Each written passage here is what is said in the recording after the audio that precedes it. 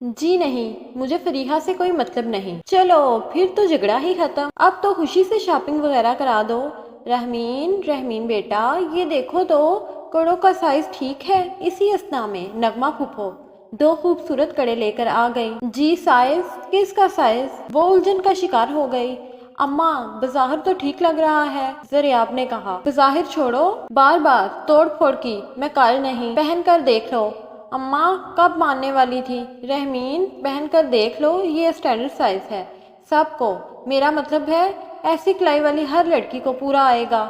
مجبوراً رحمین نے ایک کڑا کلائی میں ڈال کر دیکھا اور اتار کے نغمہ پھپھو کو پکڑا دیا۔ جیتی رہو، وہ یہ کہہ کر چلی گئی تو اس نے ذریعہ کو گور کر دیکھا۔ اگلی صبح وہ اوصاف کے کہنے کے مطابق تیار تھی، مگر ڈرائیور نہ ہونے کے باعث ذریعہ کو کہا گیا۔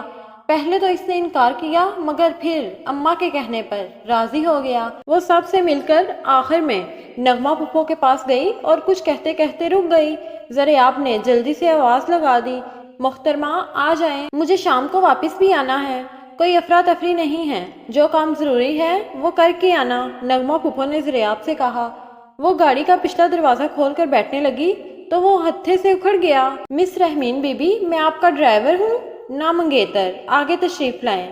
ایکسکیوز می مسٹر ذریعہ، بار بار جتلانے کی ضرورت نہیں ہے۔ وہ یہ کہہ کر فرنٹ ڈور کھول کر بیٹھ گئی۔ میں تو حیران ہوں، وہ قسمیں وعدے سب کوئی کیسے بھول سکتا ہے؟ ڈرائیونگ سیٹ پر بیٹھتے ہوئے بہت ہولے سے وہ بولا۔ میں کچھ نہیں بھولی۔ گاڑی مین روڈ پر لاتے ہوئے بولا، کوئی اور وجہ بھی ہو سکتی ہے، وہ بڑبڑائی۔ چلو اب تمہیں کوئی خطرہ نہیں، شادی تو میں فریحہ سے کر رہا ہوں، لہٰذا وہ وجہ بتاؤ۔ اس پر ترچھی نظر ڈال کر پوچھا۔ بتایا تو تھا، بار بار بتانے کی مجھے عادت نہیں۔ یار مجھے بالکل نہیں یاد، ایک بار بتا دو۔ مجھے اتنا ہی پتا چلا ہے کہ محبت پسند ناپسند کی کوئی حیثیت نہیں، شادی صرف کولوں کے بیل کا نام ہے۔ واٹ؟ وہ زور سے چلایا۔ میں ہینا بابی جیسی زندگی بسر نہیں کر سکتی، انسان آزاد فطرت پیدا ہوا ہے، میں پابندی کی قائل نہیں ہوں۔ وہ کھڑکی کے باہر منظر دیکھنے لگی۔ کتنی بچکانہ سوچ ہے تمہاری، تم نے جو بھی ہمارے ساتھ رہتے ہوئے کیا وہ کوفت کا باعث ہے یا کہیں کوئی خوشی اور اطمینان بھی ہے؟ وقت ملے تو سوچنا، ذریعہ نے کافی سنجیدگی سے کہا اور پوری توجہ سے ڈرائیونگ کرنے لگا۔ وہ اس کی بات سے الجھن کا شکار ہو گئی، مگر کچھ بولی نہیں۔ پھر سارا راستہ خاموشی کی نظر ہو گیا۔ وہ سیٹ کی پشت سے سر ٹکائے سوتی رہی اور وہ گاڑی دوڑاتا رہا۔ طاہرہ بیگم نے واضح طور پر محسوس کیا کہ رحمین بجھی بجھی سی ہے۔ ذریعہ اشرف صاحب کے ساتھ مصروف تھا، تقریباً اسے 2 روز رکنا پڑا، مگر وہ کھوئی کھوئی سی تھی۔ دادی کی گود میں سر رکھا، انہوں نے بالوں میں انگلیاں پھیری تو آنکھیں بھر آئیں۔ وہ پریشان ہو گئی۔ طاہرہ بیگم نے بیٹی کی طرف دیکھا۔ کیا بات ہے میری جان؟ کچھ نہیں۔ کچھ تو ہے، طاہرہ نے پوچھا۔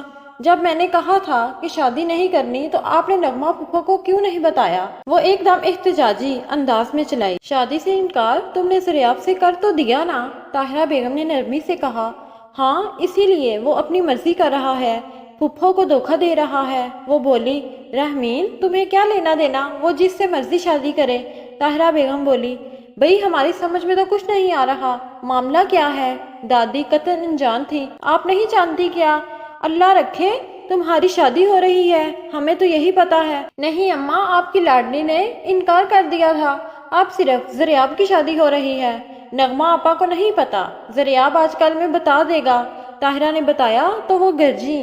ہیں یہ کیا ہو رہا ہے اور کوئی ہمیں بتا بھی نہیں رہا؟ کیا بتائیں؟ رحمین نے خود انکار کیا ہے، نغمہ آپا کی طبیعت ٹھیک نہیں، اس لیے یہ صدمہ انہیں نہیں دیا۔ ذرا ملاؤ فون نغمہ کا، ہم خود بات کریں، یہ کل کا بچہ منمانیاں کرتا پھر رہا ہے۔ میں نے کچھ نہیں کیا نانو، سب رحمین نے کیا ہے۔ گھر میں شادی کارڈ چھپ کر آ جائیں، زیور کپڑے تیار ہو جائیں تو لڑکی معمولی سی وجہ پر شادی سے انکار کر دے۔ ایسے میں لڑکے کو گھر کی عزت بچانی چاہیے یا ماں کی صحت؟ میں نے جو کیا اپنے گھر کی بہتری میں کیا۔ ہمیں تو کچھ بتاتے۔ کیا بتاتا؟ آپ کی تربیت نے تو یہ دن دکھایا ہے، وہ سنجیدگی سے بولا۔ اپنی اماں سے بات کراؤ ہماری، وہ غصے سے بولی۔ میں جا رہا ہوں، آپ بات کر لیجئے گا، اتنے منہ پھٹ اور بد لحاظ ہو گئے ہو۔ معاف کرنا نانو، رحمین سے کم ہوں، مگر افسوس آپ کے لاڈ پیار نے اسے ایسا بنا دیا ہے۔ وہ یہ کہہ کر لمبے لمبے قدم اٹھاتا چلا گیا۔ ذریعہ گھر پہنچا تو نغمہ بیگم نے اسے آڑے ہاتھوں لیا۔ وہ ہینا بابی کو اشارہ کر کے خود کمرے میں چلا گیا۔ हिना ने सारी बात ज़रियाब के खाते में डाल दी। रहमीन को साफ बचा लिया। नगमा बेगम तो सर पीट के रह गई, रो रो कर बुरा हाल कर लिया। ज़रियाब को दूध ना बख्शने की धमकियां दी, मगर वो चुप रहा। दूसरी तरफ रहमीन को एहसास नदामत खाई जा रहा था। नगमा फूफो बेटे के लिए माफी मांग रही थी। रहमीन जमीन में गड़ी जा रही थी कि सब कुछ ज़रियाब ने अपने सर ले लिया, अब क्या किया जाए।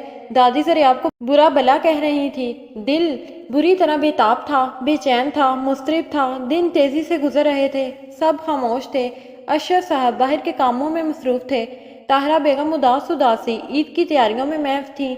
आखिरी अशरे के आखिरी 4 दिन बचे थे। दादी ने नगमा फूफो से हर किस्म के राब्ते पर पाबंदी लगा दी। वो चाय बनाकर अपने कमरे में आ गई। गैर इरादी तौर पर कैबिनेट खोली तो सी ग्रीन खूबसूरत सूट पर नजर टिक गई। बेख्तियार ही आंखों में नमी तैर गई। पिछली ईद पर ये सूट, चूड़ियां और ढेर सारी मिठाई लेकर नगमा फूफो और ज़रियाब आए थे। जाते हुए ज़रियाब ने प्यार भरी फरमाइश की थी, ईद पर सूट पहनकर मेरा तस्वर करना कैसा महसूस हुआ, जरूर बताना। वो गुलाबी पड़ गई थी। आज ये सूट देखकर दिल गम से भर गया। दिल चाहा कि ज़रियाब की बेवफाई पर खूब रोए, मगर कसूर तो सरासर अपना था। ये सोचकर अलमारी बंद करके सोफे पर बैठ गई। चाय पीने को दिल न चाहा, आंखें मूंद ली। तभी ताहरा बेगम आ गई। इसकी हालत देखकर रंजीदा हो गई। छोटी सी जिद और खुदसरी की कितनी बड़ी कीमत अदा करनी पड़ी है। क्यों? कुछ नहीं है, वो चौंक कर हल्काई। रहमीन, तुमने गौर किया कि जब से नगमा आपा के पास रहकर आई हो, तुम में सुकून और इत्मीनान की कैफियत नहीं रही। तुम्हें वहाँ गुजारे पल याद आते हैं। ताहरा बेगम ने गोया इसकी दुखती रग पर हाथ रखा। वो अफसरदा सी हो गई। बात तो सच थी, वहाँ जिस अंदाज में दिन रात गुजारे थे वो यादगार थे। मुझे कुछ नहीं याद करना, वो झूठ बोल गई। कहानी याद है ना, हाथ ना आए तो अंगूर खट्टे हैं। अम्मी, आप मेरी दिलजोई कर रही हैं। मैं अपने दिल का दर्द शेयर कर रही हूँ, अपनी बेटी के दुख को महसूस कर रही हूँ। मुझे कोई परवाह नहीं। वो साफ मुकर गई। बाकी के दिन भी बेसुकूनी में गुजर गए। वो रात भी आ गई जिसको चांद रात कहते हैं। ताहरा बेगम ईद के दिन के लिए चीर हुरमा बनाने में मसरूफ थी। बाकी मुलाजमीन घर की सफाई सुथराई में मगन थे।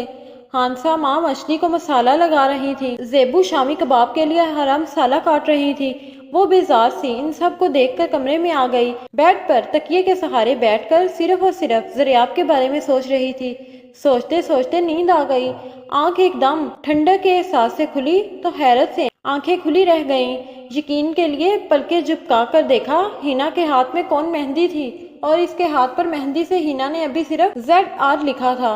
हिना, हिना भाभी। बेख्तियार ही वो नन्ही मन्नी बच्ची की तरह रोती हुई इनसे लिपट गई।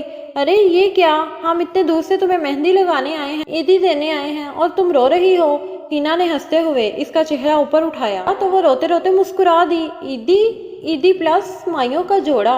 हिना ने और चुमकाया तो वो मजीद हैरत ज़दा सी हो गई। और ज़रियाब की शादी हो रही है। इस प्यारी नादान सी रहमीन से हिना ने छेड़ा और वो हिचकिचाई। वो सब तुम्हें दुरुस्त करने का प्लान था जिसमें हम सब शामिल थे। सब इंतजामात ज़रियाब अशरफ मामू के साथ मिलकर करवा के गया था। हिना ने बताया तो वो शर्मिंदा सी हो गई। लाओ नाम तो मुकम्मल कर दूं, फिर हमने खाना खाना है। कसम से बहुत भूख लगी है। हिना ने हाथ पकड़ के मेहंदी से ज़रियाब लिखकर इसकी पेशानी चूमी और कहा, मुबारक हो। वो खिल उठी। जहन से बोझ उतर गया। पहली बार इसे एहसास हुआ कि वो ज़रियाब के बिना अधूरी है। मोबाइल फोन की घंटी बजी। नंबर देखकर इसके दिल में गुदगुदी सी हुई। मेरे चांद को चांद रात मुबारक हो। दूसरी तरफ से ज़रियाब की शोख आवाज अबरी। कितना सताया है तुमने, इसने गिला किया। और तुमने मोहतरमा गद्दारी सहबा, कितना तड़पाया है। वो भी जवाबन चहका। इसे हंसी आ गई। तुम बहुत अच्छे हो ज़रियाब, इसने इतराफ किया। और तुम भी बहुत अच्छी बन गई हो। कसम से जब तुम्हें काम करता देखता था दिल शरारत को मचलता था। 1-2 बार तो जहन में आया कि इसने कहते कहते जुमला अधूरा छोड़ दिया। क्या छोड़ो? नहीं बताओ ना। यही कि मैं तुम्हें बेगम कहकर बुलाऊं, तुम्हारे हाथों को चूम कर तुम्हें सीने से लगाऊं। कितने प्यार से इस्त्री कर रही थी तुम, ज़रियाब ने शौक लहजे में कहा। तो वो गुल रंग हो गई। आप बहुत बुरे हो। हैं? कभी अच्छे कभी बुरे। यार सोच कर एक फैसला कर लो, इसने कहा। वो खिलखिलाकर हंस पड़ी। और फिर इनकी शादी हो गई तो हर तरफ खुशी के आशियाने